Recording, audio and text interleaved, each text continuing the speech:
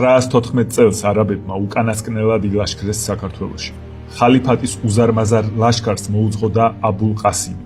ჯერ სომხეთი ააოხრეს არაბებმა და მერე საქართველოს მოადგნენ. თბილისის ამირასთან ერთად კახეთს გადავიდნენ სარკინოზები, აიღეს უჯარმა და ბოჭორმა.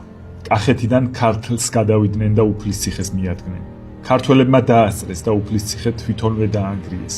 უფლისციხიდან სამცხისკენ გაეშურნენ არაბები. თმოგვის ციხეზე მიიტანეს იერიში, მაგრამ ვერაფერი დააკლეს სადაზიდულ ციხეს. ჯავახეთი მოარბიეს და ყველის ციხეს შემოადგნენ გარს. არაბული კარვებით დაიფარა ყველის ციხის შემოგარენი. საიერიშო მანქანებიდან ლოდები დაუშინეს ციხეს. არაბთა ნატყორცნი უამრავი ისარი ზესაბნელებდა. 28 დღე იგერიებდნენ სარკინოზების გავეშებულ იერიშებს ყველის ციხის მცველები. მეციხოვნეებს სათავეში ახალგაზრდა მხედარი გობრონი ედგა.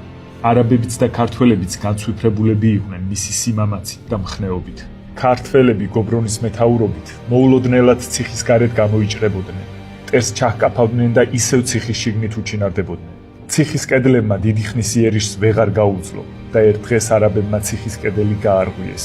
მათ წინ გობრონი შეეგება ერთი მუჭა მცველებით. გიცხელი შეტევით უკუაქციეს ქართველებმა მტერი და განდევნეს ციხის გარეთ. არაბთა გვამებით გაივსო ციხე. ყოველდღე არაბები იერიშს ანახლებდნენ.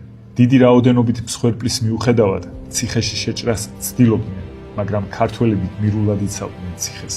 ქართველების მცირე დანაკლისიც კი უმძიმესი იყო ისედაც ერთი მუჭა მეციხოვნეებისთვის. ბოლოს არაბებმა ციხე მაინც აიღეს და 133 მეციხოვნე შეიპყრეს.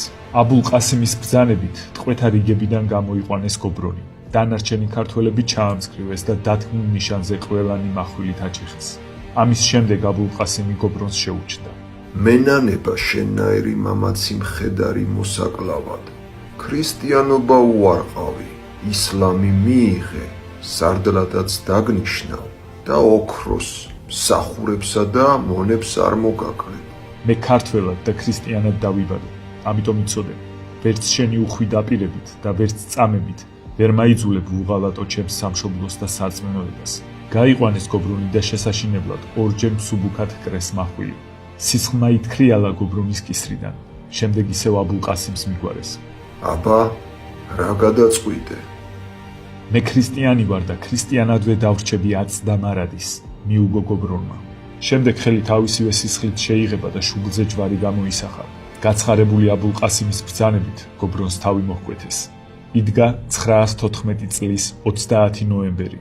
მას შემდეგ 12 საუკუნე გავიდა და საქართველო ისევ დგას იმ პატარა ციხესიმაგრესავით.